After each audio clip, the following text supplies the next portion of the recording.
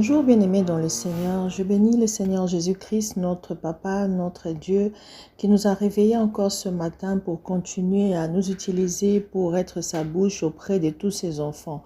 Bien-aimés, nous commençons notre journée par la méditation et la prière parce que nous avons compris que sans Jésus-Christ, sans ses instructions, sans sa conduite, sans sa main qui nous guide, nous ne pourrons atteindre aucun objectif et nous allons travailler, mais nous allons travailler comme travaillant dans le sable. C'est pourquoi nous voulons construire nos vies avec la parole de Dieu, sur la base de la parole de Dieu, pour que dans tout ce que nous allons faire, nous puissions réussir. Aujourd'hui, nous allons partager le deux premiers livres de 1 Thessaloniciens. Nous allons prendre des portions d'écriture et nous allons expliquer. Je vais lire à partir du verset 6 du chapitre 1 jusqu'au 10e verset. Je lis au nom de Jésus. Et vous-même, vous avez été mes imitateurs et ceux du Seigneur en recevant la parole au milieu de beaucoup de afflictions avec la joie du Saint-Esprit, en sorte que vous devenez un modèle pour tout le croyant de la Macédoine et de l'Achaïe. Non seulement, en effet, la parole du Seigneur a retenti chez vous dans la Macédoine et dans l'Achaïe, mais encore votre foi en Dieu s'est fait connaître à tout lieu, de telle manière que nous n'avons pas besoin d'en parler. Car on rencontre en notre sujet quel accès nous avons eu auprès de vous et comment vous vous êtes convertis à Dieu, en abandonnant les idoles pour servir Dieu vivant et vrai, pour attendre des cieux son Fils qu'il a ressuscité des morts, Jésus-Christ qui nous délivre de la colère. Bien-aimés, aujourd'hui nous allons partager sur « Vous reconnaîtrez les serviteurs de Jésus-Christ en ceci ». Il est important de reconnaître le vrai serviteur de Dieu parce que nous vivons le temps de la fin où la fausseté est devenue comme le bien. Le mal est devenu comme le bien et le bien est devenu comme mal. Mais nous, enfants de Dieu, à la lumière de la parole de Dieu, nous avons des signes pour reconnaître le vrai serviteur de Dieu. Parce que ici, Paul nous a montré un signe très important. Il a dit dans la parole que nous venons de lire, lorsque il y a un serviteur de Dieu quelque part, les fruits de l'esprit qui se manifestent en lui fait en sorte que tout le monde sache qu'il y a un serviteur de Dieu par là. Et on n'en a même pas besoin d'en parler parce que ces fruits sont à vue de tout le monde. Et cela fait en sorte que nous reconnaissons que non, il y a un serviteur de Dieu par là. Et quand on parle de fruits, c'est par rapport à l'attitude de son cœur. C'est ce qu'il dégage, pas les miracles. Parce qu'on peut savoir qu'il y a un homme qui fait des miracles par là, mais nous savons que ce n'est pas un serviteur de Dieu, c'est un serviteur du diable. Mais par contre, si c'est un serviteur de Dieu, le fruit de l'esprit prime et dégage une odeur de parfum qui atteste que cet homme est de Jésus-Christ. Alors, dans le chapitre 2, nous allons prendre quelques exemples pour bien déceler comment les reconnaître, avec quoi pouvons-nous les reconnaître. Bien-aimés, aujourd'hui vous avez la possibilité de regarder autour de vous tous ceux qui vous dirigent, ils sont serviteurs de Dieu ou si ce sont des imposteurs. Vous les reconnaîtrez en ceci. Premièrement, lorsqu'un serviteur de Dieu vient à vous, nous avons vu Élie est entré dans la maison de la veuve de Sarepta. La maison là doit s'épanouir. La vie de personnes qui s'attachent aux serviteurs de Dieu doit être délivrée. Vous allez voir que tout ce que vous allez faire ensemble va apporter des bons résultats palpables. Pas des résultats spirituels, mais même des résultats palpables dans votre vie. Parce qu'il y aura un changement, il y aura la paix. Quand un homme de Dieu vient à vous et que de plus en plus vous êtes troublé, pensez-y, c'est un imposteur qui veut juste vous faire troubler de plus en plus afin de vous rançonner plus. Donc, vous le reconnaîtrez en ce que lorsqu'il vient dans votre vie doit être stabilisée. Vous avez des résultats palpables dans la paix, dans le changement de certaines mœurs ou de beaucoup de choses. Même dans la vie, si c'est la maladie, vous allez voir des guérisons et des miracles. Bien-aimés, deuxièmement, vous allez reconnaître leur façon de prêcher. Ils ne vont pas vous prêcher par les expériences de la coutume ou de la vie dans ce monde, mais ils vont vous prêcher des expériences qu'ils ont eux-mêmes reçues dans les combats avec Jésus-Christ dans l'évangile. Parce que les vrais serviteurs de Dieu sont toujours combattus. Et lorsque le diable pense nous combattre, il nous donne encore la force. C'est pourquoi les afflictions et les combats nous donnent encore plus d'expérience et nous montrent que nous sommes dans le bon chemin. Si un serviteur de Dieu n'a jamais été combattu, c'est qu'il est du diable, parce qu'il sert le diable. Il ne combat pas ses enfants. La Bible nous a montré que lorsque la bête est venue sur la terre, il ne combat pas toute la postérité, mais il combat la postérité qui se repose sur le commandement de Jésus-Christ et qui le met en pratique. Aussi, si un homme de Dieu vous approche, vous allez voir que sa prédication ne doit pas reposer sur les erreurs, ni sur des motifs impurs, ni sur la fraude. Mais puisque Dieu les a jusdines, il les a confié l'évangile. Lorsqu'ils parlent, ils doivent parler non pas pour plaire aux hommes, même pas pour te plaire toi, même pas pour te mettre dans un bain quelconque, mais pour que ton cœur soit changé. Souvent, ils ont des paroles dures, mais ces paroles-là, quelque part, t'échangent, te libèrent, te motivent à connaître Jésus-Christ et à vivre dans la sainteté. Ils ne viennent pas pour vous flatter, ils ne viennent pas par motif de cupidité, en vous parlant de n'importe quoi, pour que vous puissiez lui donner de l'argent, mais ils viennent de la part de Dieu pour faire de vous de témoins de Jésus-Christ. Parce que vous-même aussi, après, vous allez devenir disciples de Jésus-Christ. Alors, sachez-le bien que lorsqu'un homme de Dieu vient auprès de toi pour te prêcher, il ne doit pas t'imposer quelque chose. Il ne doit pas utiliser son droit de prédicateur de foi. Parce que la Bible dit, vous devez partager vos biens avec tous ceux qui vous prêchent la parole. Mais des fois, Paul disait, je peux mettre de côté ces droits de prédicateur, je peux mettre de côté ces droits de manger à l'autel, juste pour gagner les âmes. Mais quand il s'arrête, il s'attelle sur l'offrande du prophète, sur donnez-moi ceci pour que je fasse ceci. Il vous donne des exemples. Non, il faut donner, que je mange d'abord. Ça, ce sont des personnes qui utilisent la parole de Dieu du mauvais côté pour s'enrichir et vous appauvrir. Et vous allez voir que vous avez beaucoup semé dans la vie de cette personne-là, mais vous n'aurez rien reçu.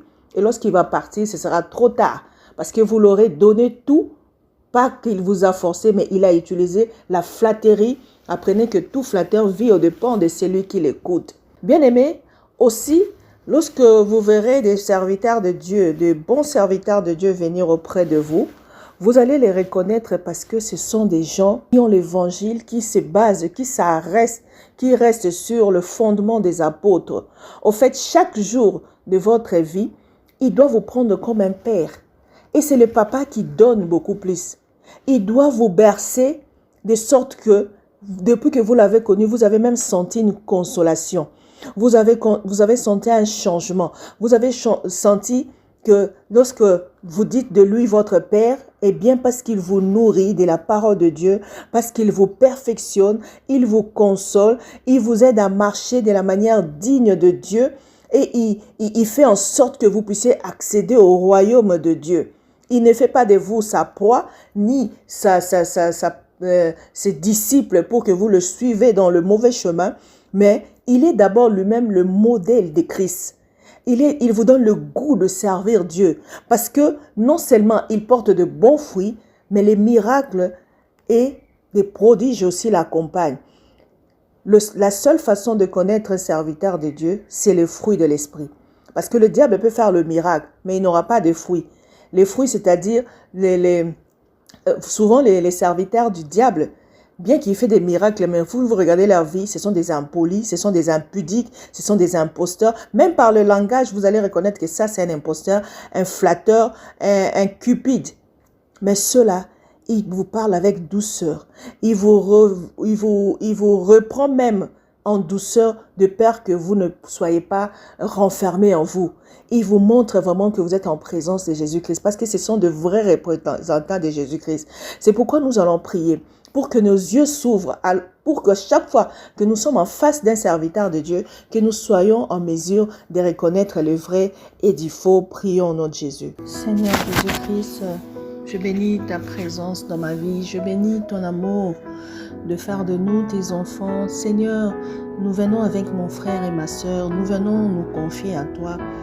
Toi, le bon dirigeant, toi, le prince de paix, toi, le bon pasteur, nous guider vers les bons bergers, nous guider vers les bons représentants de ta parole, de ta présence, nous guider vers les sels de la terre pour nous donner les goûts, Seigneur, ô Dieu, de te suivre.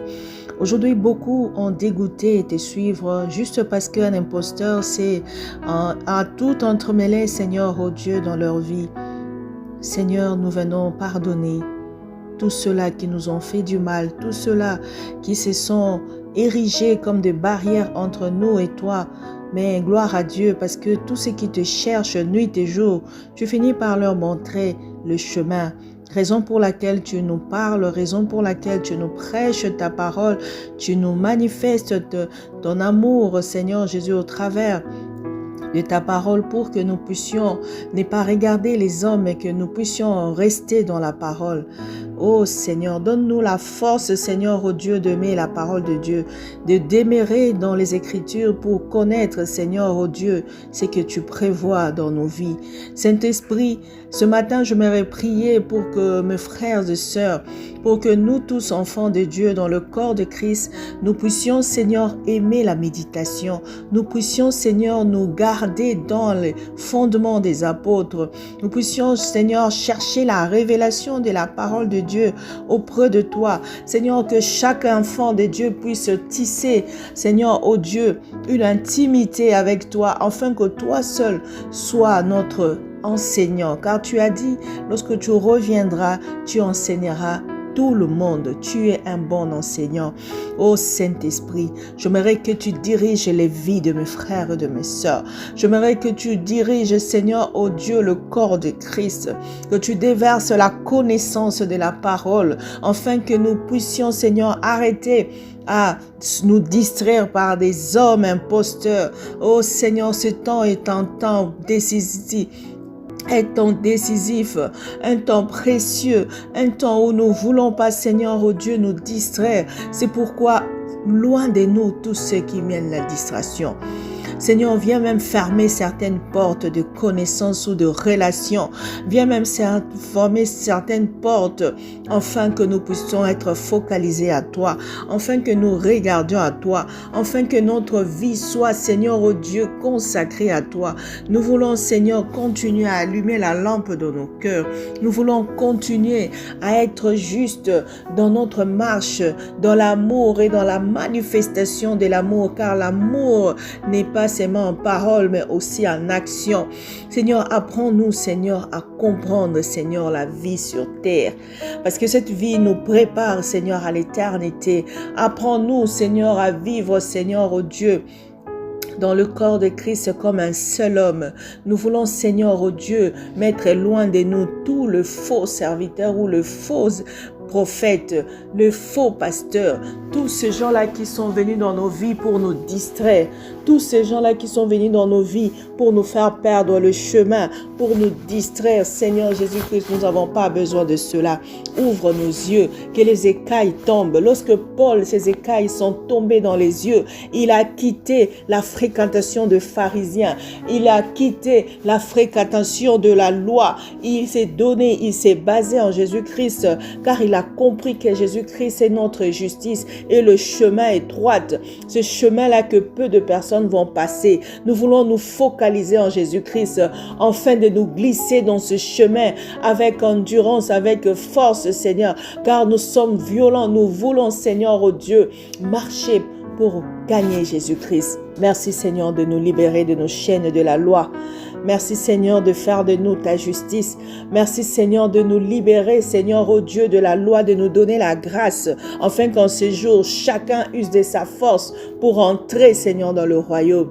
Fortifie nos muscles, fortifie nos vies, fortifie nos corps, nos cœurs, que tout soit attaché à toi pour que nous puissions vivre comme toi. Nous voulons, Seigneur, ô Dieu, crucifier la chair, crucifier notre corps, afin que nous puissions finir avec la les péchés. Nous voulons, Seigneur, garder nos langues en bride quand il n'y a rien à dire, afin que nous puissions, oh Dieu, beaucoup plus acquérir des choses que tu veux nous donner, que de nous distraire par des discussions, par des discours inutiles. Au nom de Jésus, je viens sceller mon frère et ma sœur dans ta présence, afin que nous trouvions le goût en Jésus-Christ, que nous trouvons notre voie, notre force en toi, que nous ne regardons ni à gauche ni à droite, mais que nous soyons focalisés dans la parole de Dieu pour comprendre les mystères cachés de cette parole. Oh, merci pour la journée. Je bénis la journée de chacun. Je bénis tout ce que nous allons entreprendre et que le Seigneur Jésus-Christ puisse nous guider dans chaque pas au nom de Jésus-Christ. Amen.